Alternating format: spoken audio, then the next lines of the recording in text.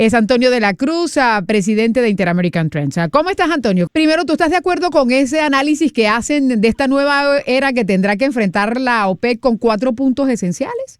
Los 4 puntos esenciales que mencionas creo que están entendiendo cómo se va a desenvolver el mercado el próximo año, en 2025. Es un mercado en el que la demanda va a disminuir por las condiciones que tenemos, ya sabemos, en China, ¿verdad? Que no está consumiendo suficiente energía, y se ve que vamos a un menor crecimiento del Producto Interno Bruto a nivel mundial.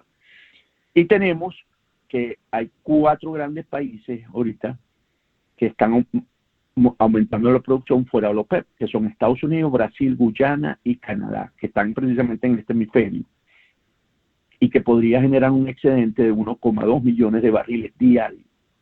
Entonces, ¿qué tenemos? Tenemos que la OPEP Plus ha venido sosteniendo el precio del barril después del COVID. Recordemos que llegó a estar en 13, 12 dólares el barril, buscando precio en vez, volumen en vez de producción, ¿verdad? De controlar los precios a través de recortar producción.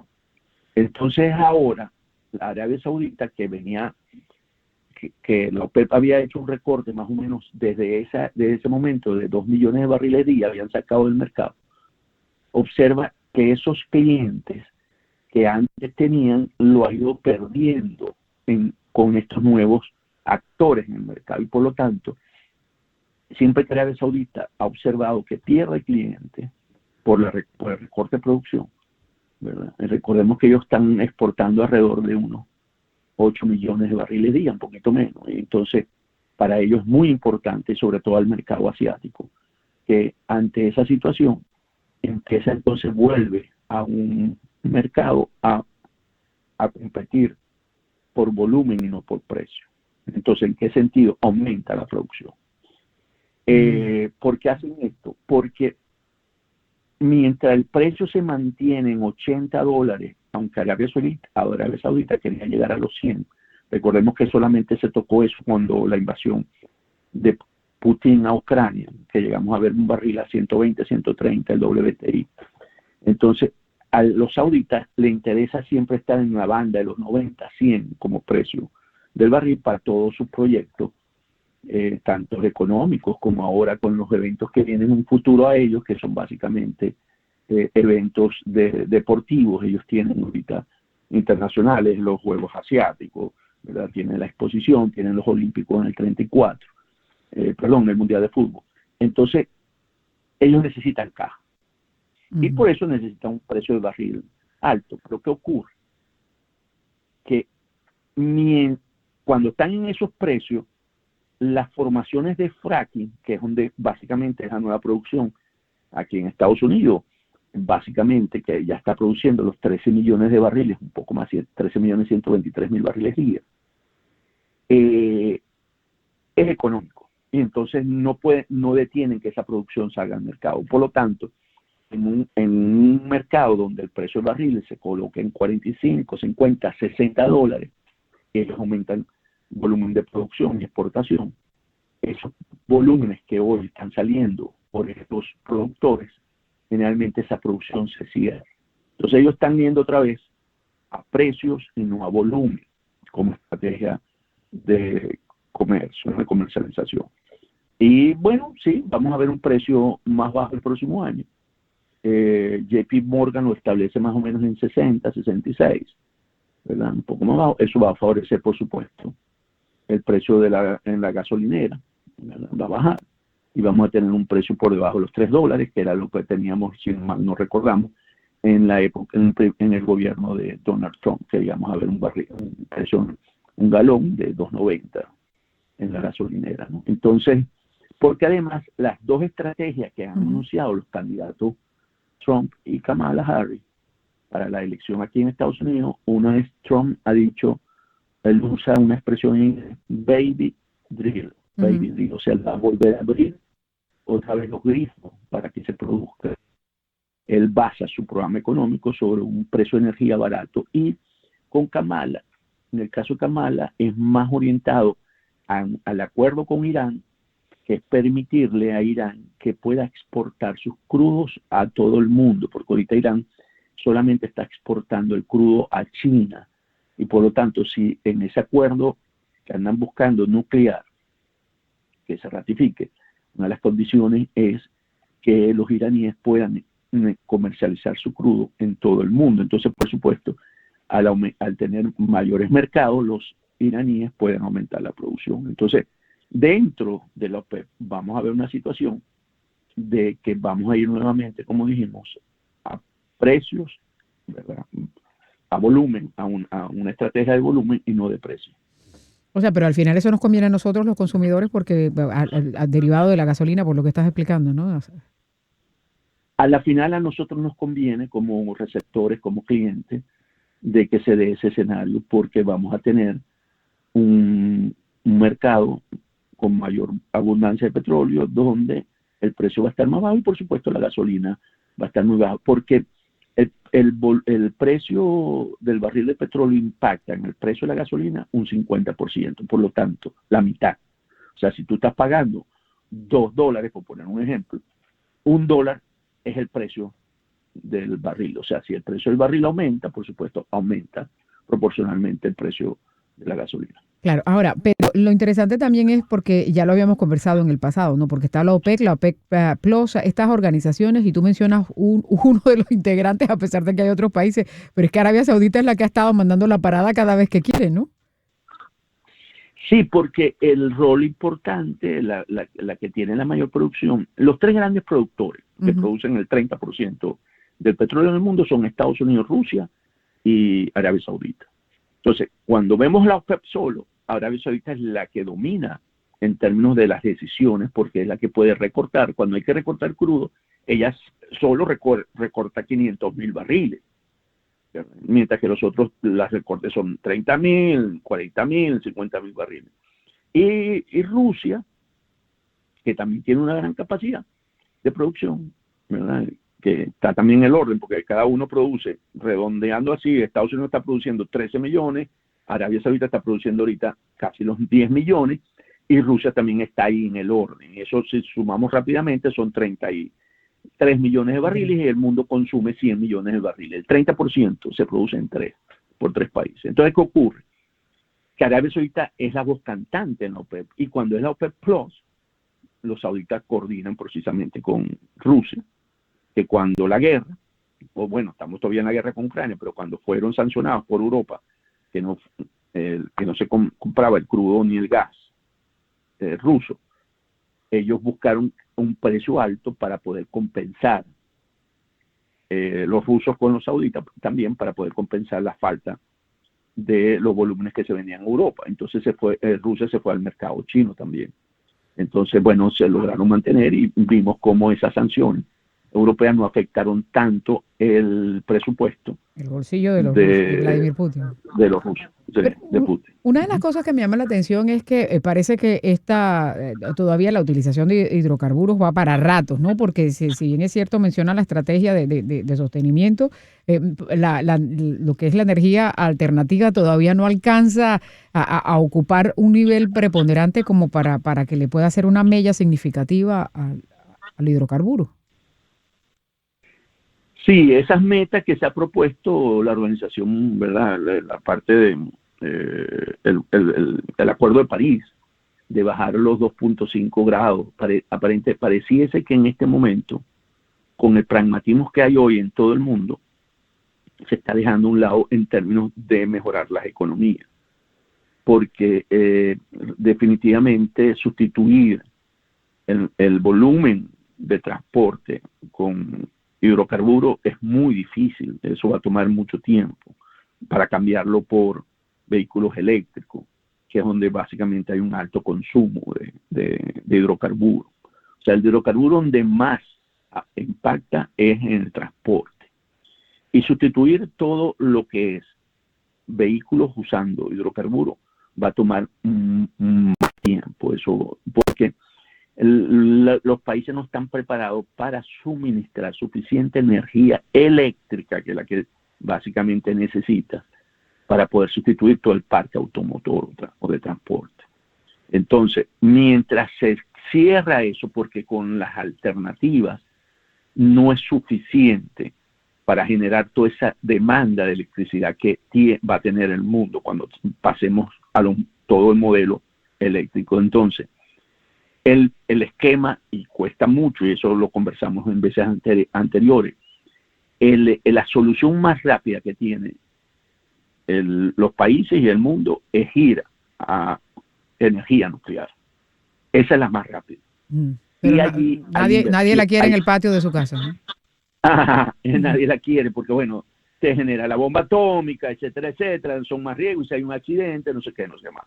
Entonces, ahí hay inversiones que se están haciendo aquí en Estados Unidos en buscar reactores nucleares de menor capacidad, más pequeños, más controlados, para poder ver si se puede dar ese salto. Pero eso pareciese que este año, como tú lo estás diciendo, como que se convencieron y dijeron, vamos a seguir consumiendo, vamos a seguir en este ritmo, y no se ve que disminuya el consumo de hidrocarburos. Va a estar menor, pero no disminuye sustancialmente como para pensar que en el 2030 íbamos a cumplir la meta y por lo tanto íbamos a ver un cambio de matriz energética significativo dentro de lo que es los hidrocarburos. Claro, lo que lleva, porque en eso también ha habido un poco de controversia entre los expertos, ¿no? Que no debe ser impuesto, sino que es como orgánico, es decir, que el mismo sistema se va encargando de hacer esa transición, porque en la medida que se impone, sí, pues se generan quizás más altos costos y lo que acelera quizás es a veces no necesariamente lo más eficiente. Una de las cosas que se está viendo aquí ahora con estas inundaciones es que todos estos carros eléctricos, muchos de ellos las baterías litio han tenido problemas y comenzaron incendios, ¿no? Hay como 2 o 3 casos reportados. Sí, así es. Y lo otro que el litio en sí mismo, la producción de eso tiene alta contaminación también. O sea, el uso es no contaminante. Restablecimos la comunicación que misteriosamente se cayó así como que no nos dio el chance de nada.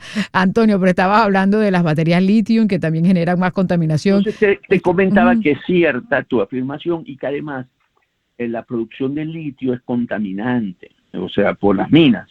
En litio se ha determinado que es muy contaminante también. Lo que pasa es que el litio te permite el transporte de una energía, como transporte de una energía limpia, porque es batería. Entonces, también estamos en esa, ¿no?, disyuntiva en términos de que lo que hago con el transporte, que es un beneficio muy alto para el impacto ambiental, lo estoy teniendo en las minas, que no llega al mismo nivel, pero estoy teniendo contaminaciones fuertes y daños ecológicos en las zonas donde estoy explotando el litio. Claro, pero y también lo que es el desecho de esas baterías también contribuye a más contaminación, ¿no? Es que no hay nada Correcto. Parejo, porque hay que tenerlo en cuenta también. Bueno, la solución es la solución es la nuclear. Lo que pasa es que, bueno, nos tomará tiempo, pero la solución es la nuclear. Bueno, mira los alemanes que habían quitado toda la energía nuclear a raíz de la crisis con Rusia, estaban reconsiderando la opción. En cambio, los franceses sí la usan, es el contraste, ¿no? Ahí están como los franceses están muy cómodos en términos de uso de energía de hidrocarburos, por eso a ellos no le afectó tanto, y a España tiene la suerte de que los países del norte del África le están suministrando el gas y ellos tampoco dependen su matriz energética tanto de oils, ¿verdad? Sí, Entonces, los más afectados son los alemanes, pero los alemanes son los que mandan la parada también en la economía. Ahí tuviste una canciller que se llama Merkel, que realmente apostó a la alianza con Putin, porque además ella venía de la Alemania Oriental, se sentía cómoda en ese sentido, en esa relación, porque además hablaba ruso perfecto, y pensó que era un buen socio, y por supuesto teniendo vamos a llamar esa estación de gas o gasolina al lado, apostó su desarrollo a depender de ello, pero eso fue un grave error, como se lo dijo el presidente Trump en una convención a la América, que como era ella capaz de poner su futuro energético en manos de Putin, el 70% de su suministro energético. Entonces, son esas decisiones que se toman, que en un momento se ven muy viables y muy asertivas. Que resuelven a corto plazo, pero a largo plazo no están viendo el alcance. A largo plazo, al no ver el peligro, ¿verdad?, que representaba a Putin, ella no lo vio en ese momento, pues si no, no lo hubiera hecho con toda seguridad. Bueno, comete esos errores y por eso, pero cambiaron, como dices tú, ellos definitivamente volvieron a ver la energía nuclear como una solución. Claro, toca. Bueno, ¿y cómo ves las cosas en Venezuela a propósito? Porque acabamos de hablar con el corresponsal de Blue en Caracas y decía que el fiscal Tarek William Saab tenía una conferencia, ya sabemos qué es, ahora emitieron órdenes de captura contra 16 argentinos por el caso del avión Entrasur, ¿no? Esa era la famosa conferencia que estaban dando a conocer y ahora el tema que tiene con los pasaportes vencidos, que los venezolanos que tengan pasaportes vencidos no van a poder entrar al país. ¿Cómo ves la situación? Está difícil, es una situación muy difícil porque definitivamente Maduro y toda esa corporación criminal o esa decidió no dejar el poder por ninguna vía. Y por supuesto, la comunidad internacional no tiene cómo actuar ante ese tipo de gobierno en la que se atrinchera y dice, bueno, ven y sácate, pues, básicamente. ¿Por qué? Porque la comunidad internacional le pidió a los venezolanos lo que hicieron para el 28 de julio. Digo, únanse, consigan un candidato único, participen en las decisiones, demuestre que ganaron. Y todas esas tareas se cumplieron. Y ese pueblo, de una manera pacífica, tomó la decisión del cambio. Pues resulta que eso no es suficiente para sacar a Maduro, porque Maduro se atrinchera. Porque ni sus dos aliados en la región más fuertes, que son Lula da Silva, de presidente de Brasil, y Petro, presidente de Colombia, lograron mover esa aguja hacia el sector de una negociación, que era lo que se quería, por una negociación, una transición negociada, y dijeron no nos vamos. Entonces, ¿qué pasa? Que para poder llegar a que Maduro pueda ver si va a aceptar una negociación, tiene que haber la presión más grande del mundo. ¿En qué sentido? Hay que utilizar la justicia internacional, la justicia universal, la CPI, hay que usar la licencia 41 de Chevron, hay que suspenderla, así haya todo el dobi que hay aquí de Chevron, que no, hay que suspenderla porque hay que mandarle señales muy contundentes a Maduro. Hay que darle en el bolsillo, donde le duele. Que sus costos de quedarse son más altos que sus costos de salida. A Maduro, lo único que lo puede hacer mover ahorita es que él diga, wow, si me quedo aquí, no voy a poder ni siquiera moverme, nadie se va a poder mover del país, todos vamos a estar aquí, el gobierno va a quedar muy aislado, va a haber una crisis muy fuerte, porque no voy a tener ingresos por exportaciones petroleras como fue en el 20, y entonces ver si eso lo hace mover, y a través de esos aliados, de Lula, aunque pareciera hoy que fuera Zapatero el hombre que más le habla al oído, porque logró la salida de Edmundo González Urrutia, y decirle, bueno, Maduro, tú estás dispuesto a morir internamente, porque Maduro también tiene, cuando yo hablo de la justicia y todo esto, acuérdense que el país está pasando la mayor cantidad de droga de hace mucho tiempo, por las capturas que se hacen, ¿verdad? 3 toneladas, 4 toneladas, 5 toneladas. Entonces, ese elemento que también pesa en ese régimen también tendría que usarse. O sea, yo creo que aquí el enfoque de la comunidad internacional por la institución, por el respeto, yo creo que eso está agotándose, que lo que va a quedar es la justicia y la parte delincuencial. Y ejemplo, el caso de, ¿cómo se llama?, de Panamá con Noriega, ¿verdad? Que fueron a buscar, no estoy diciendo que sea el esquema, pero estoy poniendo ejemplo. Sí, Noriega salió porque Bush padre fue y lo sacó, eso sí. Bueno, si no, pero no lo el argumento que usaron fue la parte del narco. ¿Okay? Entonces, yo creo que en esa manera, y hoy las cosas son distintas, cuando nosotros vemos eso que está ocurriendo en el Medio Oriente, que pareciera James Bond, ¿verdad? Cuando explotan baterías, cuando tal, pareciera que hay que buscar esquemas más actualizados para buscar una salida en Venezuela, porque pienso que por la parte institucional de las organizaciones multilaterales se está agotando. O sea, Maduro no respetan eso. Ellos no están. No, y acaba de decir que él va a juramentarse de nuevo el 10 de enero. Así que... Él lo dijo, amenazó ya. Sí, yo me juramento el 10 de enero. Ok. Bueno. Y una vez juramentado el 10 de enero, la crisis es peor. Pues ya no hay mucho más que... Pero en fin. No hay, pero son difíciles, son diferentes, es peor. Vamos a ver qué pasa. Es un inquilino que no quiere entregar la llave, ¿no? A pesar de que ya le quitaron el contrato y todo, pero... Yo estaba pensando de una manera así, pero por jocoso, no tiene que ser. Porque es que... Él se fue a la Orchila a bañarse con Cilia este fin de semana. Es la isla esa que está ahí, que usaban, que es de los presidentes. La usó mucho Pérez Jiménez en su época. Que le hubieran parecido un barquito por ahí, ¿verdad? Para meterle el miedo.